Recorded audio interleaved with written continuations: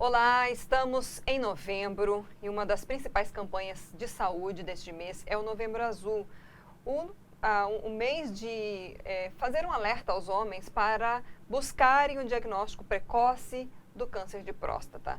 Será que tem novidade? Será que esse ano de pandemia alterou em alguma coisa a rotina dessa prevenção, dessa questão de saúde masculina? Vamos saber com agora o nosso convidado médico, Dr. Newton Tafuri, urologista, já esteve conosco aqui. Dr. Newton, muito obrigada por ter aceito o nosso convite novamente, de estar aqui. E assim, acho que para a gente iniciar, como é que foi esse ano, né? Um ano atípico, um ano que estava todo mundo o máximo possível isolado por causa da pandemia do Covid-19.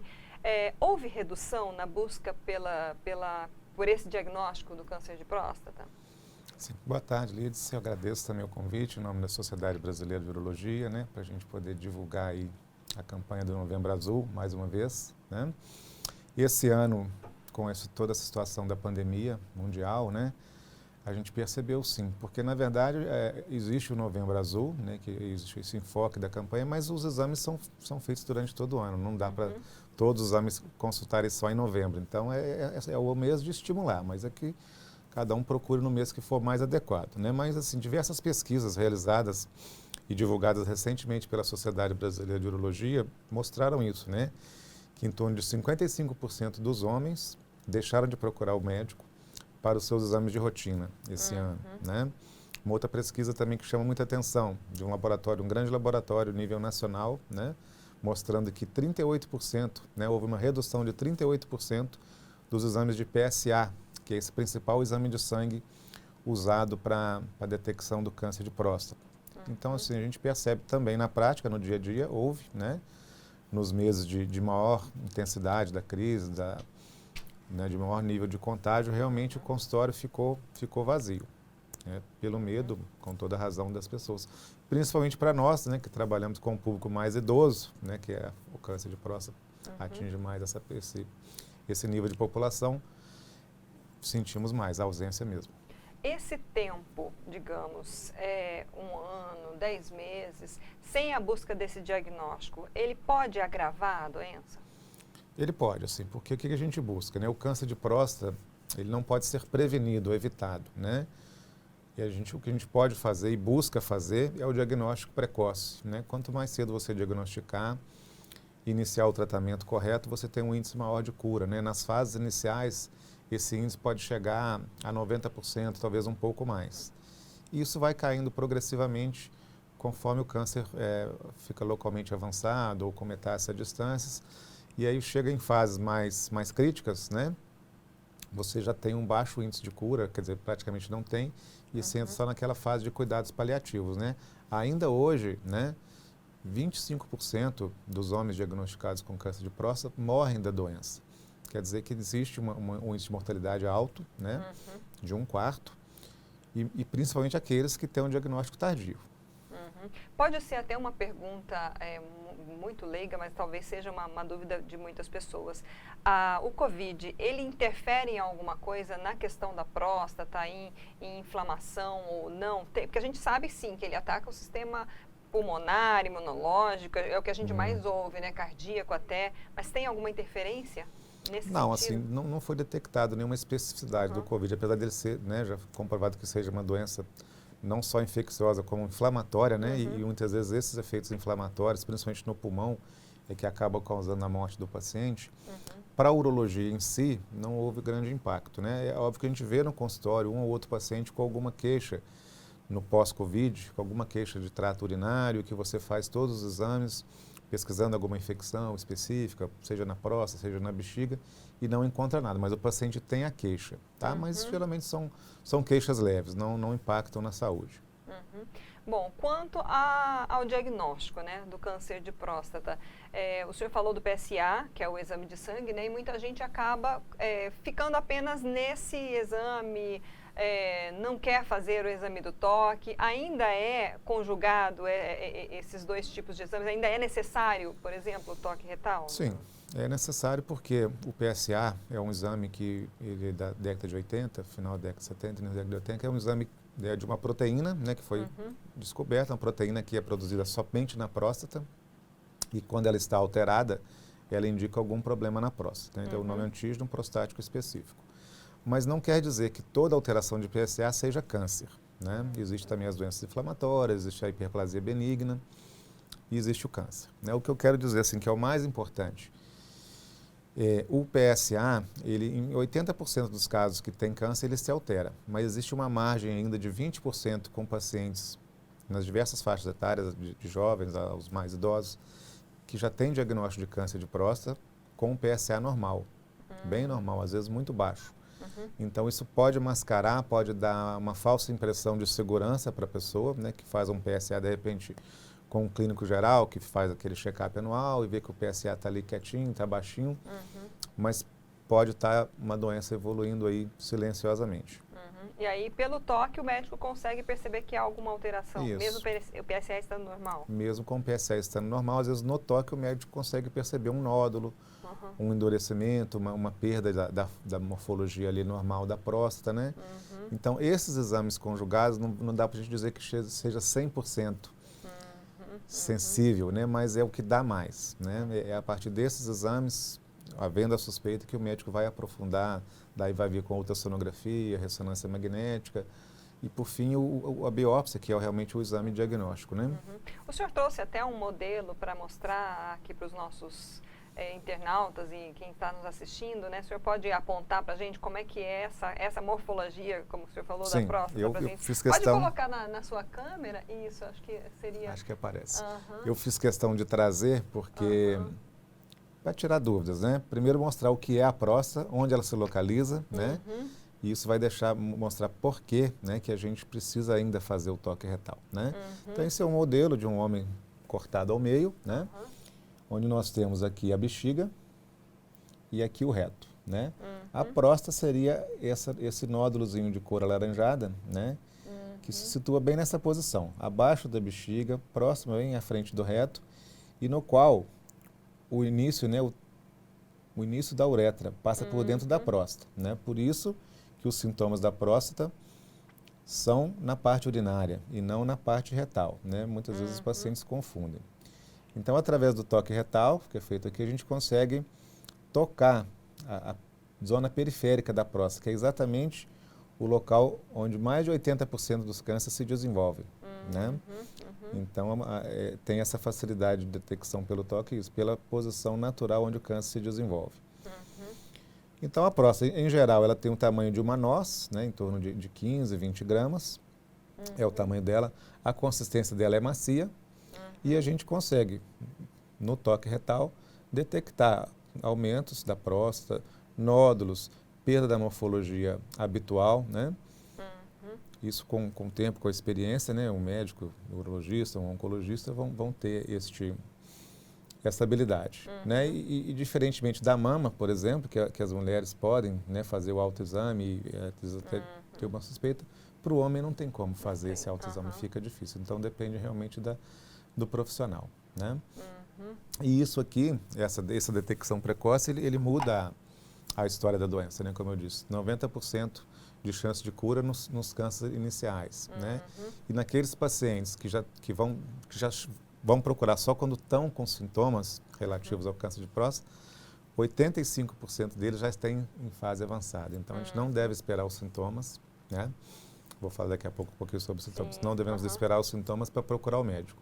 Né? Então, a doença no estágio inicial, os sintomas não aparecem, e aí ela é uma doença silenciosa no início, Exato. é isso? Exatamente por essa característica anatômica que eu mostrei, da localização principal na zona periférica, né?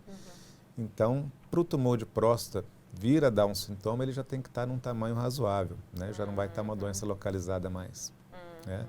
Até ele atingir aquela zona ali da bexiga, da uretra, para comprimir, para trazer um sintoma, já um sangramento urinário, por exemplo, já passou da fase boa de tratamento. Então, a gente não deve esperar.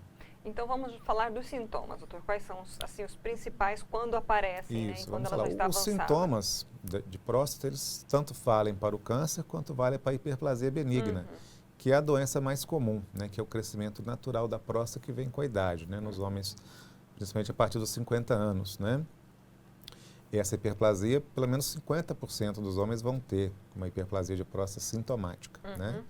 enquanto que o câncer de próstata é em torno de 15% de todos os homens, é 1 para cada 8, mais ou menos a relação, né? Então, os sintomas, basicamente, em fase inicial de sintomas de próstata, não específico de câncer, seria uma dificuldade para urinar, né? A pessoa vai percebendo que o jato de urina está perdendo a força, né? Então, ele tem que fazer um esforçozinho para urinar, às vezes sente um pouco de dor. Isso vai trazendo uma necessidade de urinar com mais frequência, porque a bexiga tem dificuldade para esvaziar, então começa, principalmente à noite, a pessoa levanta várias vezes, né? E tem que ir ao banheiro para esvaziar. Às vezes a sensação que urina, mas a bexiga não esvaziou. E isso tudo vai progredindo, né? Em graus mais extremos, o sintoma pode chegar e vir ao sangramento, né? Na urina, a presença de sangue na urina. Obstrução urinária, realmente chegar a uma retenção. E, por fim, já num caso de câncer metastático, a dorócia, né? Que é um estágio final, um estágio assim, de bastante sofrimento, que a gente tem que tentar preservar e evitar que as pessoas cheguem a isso, que é quando o sangue, a doença dissemina pelo sangue e vai atingir os ossos, que é o principal sítio de metástase, né? Preferencial do câncer de próstata. Ossos da coluna, principalmente, ossos da bacia. Isso aí traz bastante dor e bastante sofrimento, né?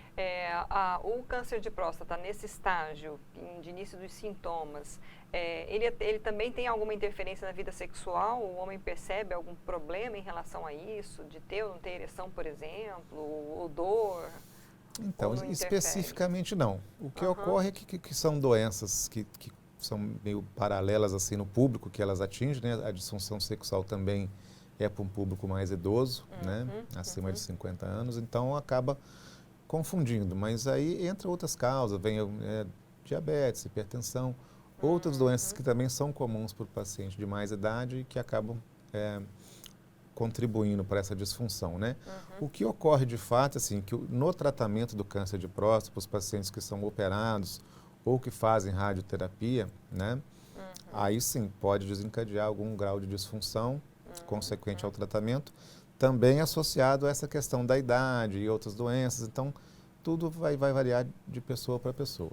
Né? Não existe aquela mística que operou da próstata, ficou impotente. Isso não é verdade, isso é um mito. Isso é importante, porque um dos temores, às vezes, e por isso traz alguns preconceitos em relação, né, ao tratamento, enfim. Em relação ao tratamento, doutor, como é que está? Se mantém quimioterapia, radioterapia? Tem alguma novidade para o câncer de próstata? Sim, não deixa de ter novidades. Assim, para a fase inicial, os tratamentos preconizados são a cirurgia, né? Cirurgia radical, que a gente fala, que é a retirada completa da próstata, das vesículas seminais. E tem a radioterapia, né? Na cirurgia, nos últimos anos, né, com a progressão, com novas tecnologias, essa cirurgia deixou de ser uma cirurgia tão agressiva, porque hoje ela pode ser feita pelas vias videolaparoscópica, né? E mais contemporaneamente pela robótica, que também já está sendo feita nos grandes centros, né? Então, tornaram a cirurgia menos invasiva, menos agressiva, mantendo os bons resultados em termos de cura e em termos de complicações com relação à cirurgia convencional aberta, né? Mas com uma recuperação mais rápida do paciente, né? A radioterapia também se modernizou, né? Antigamente, a radioterapia, ela queimava mesmo, vou falar um termo mais leigo, queimava tudo, né? Para queimar o câncer tinha que queimar tudo. Então, tinha consequências de inflamação do reto, inflamação da bexiga, né? Hoje não, ela é mais focal, né? Ela é guiada por tomografia, então ela vai no ponto onde tem que ir, com bastante eficácia. Então, é uma opção também de tratamento curativo para as fases iniciais, né? Passada essa fase, nas fases mais de doença avançada, né? Você tem, aí entra a hormonioterapia, quimioterapia, novas drogas vêm surgindo nessa área, mas assim, nada muito revolucionário, né? Mas existem drogas específicas, quando tem metástase óssea, quando não tem, que acaba dando um pouquinho mais de sobrevida, um pouquinho mais de conforto. Mas é o que eu te falei, a gente tem que lutar sempre para evitar chegar nessa fase. Fazer o diagnóstico o mais precoce possível, né? O Sem câncer dúvida. de mama, a gente tem, toda vez que a gente faz entrevista aqui sobre ele no Outubro Rosa, tem sempre informação de aumento em mulheres jovens. Nós entrevistamos até uma mulher com 32 anos que teve câncer de mama e, né, não tinha histórico, nada. Isso tem acontecido? Tem aumentado ou não o câncer de próstata em homens jovens? É algo que pode ser comparativamente ou não? É mais comum mesmo já, sei lá, dos 50 anos para frente? Nos homens não tem essa característica. Tem, né? Ainda continua, felizmente, muito raro o câncer de próstata em pacientes jovens. Eu digo felizmente, principalmente porque nos jovens o câncer de próstata costuma ser bem mais agressivo, né? Ele tem uma progressão mais rápida. Então, nós não detectamos isso. Inclusive a idade, né, preconizada para início dos exames, né, dessa detecção precoce continua a mesma, né? Para os homens do grupo geral, é a partir dos 50 anos, né? E para aqueles homens dos grupos de risco, que são aqueles que têm casos na família, porque isso aí aumenta bastante a chance, né? De um tio, o pai, um irmão que já tem, isso multiplica por 2, às vezes até 6 vezes a chance da pessoa ter o câncer. Então, para essas pessoas de grupo de risco, familiar, genético, né? Genético, que tenham pacientes da raça negra também tem uma maior incidência, né? E fala-se também, inclusive, na obesidade como um fator de risco, tá? Mas essa obesidade, não pela obesidade em si, mas mais pelo estilo alimentar, né? Os estudos já mostraram que a alimentação rica em gordura, rica em produtos industrializados, né? Também aumenta a incidência, né? Comparando países, né, que têm esse tipo de alimentação aqui do mundo ocidental, com países do Oriente, que têm uma alimentação mais natural, mais rica em peixe, você vê que os índices de câncer de próstata estão assim, um em cima e outro aqui embaixo, né? Então, isso tem comprovadamente influência, sim. Bom, para a gente encerrar, alguma coisa que o senhor gostaria de destacar, ou fazer um alerta aí para os homens, independente de Covid ou não Covid, né? Falar da importância aí desse diagnóstico. Acho que para encerrar a mensagem que eu gostaria de deixar é exatamente essa, que apesar estamos vivendo ainda na pandemia do Covid, né? Todos os serviços de saúde se reorganizaram, né? Inclusive no serviço público, onde eu atuo também, né? Tentando trazer mais segurança para que as pessoas possam consultar, né? Respeitando o distanciamento, todo mundo usando máscara, disponibilizando álcool em gel, né? Evitando, assim, ao máximo, provocar aglomerações, ou seja, a carga de agenda foi diminuída, né? Inicialmente foi 50%, agora já estamos trabalhando com 70%, para não ficar aquela aglomeração em sala de espera. Então é isso, chamar as pessoas, né, os homens, né, que estão na idade, que precisam, que já fazem ou que vão iniciar os exames, que procurem seu médico, procurem fazer.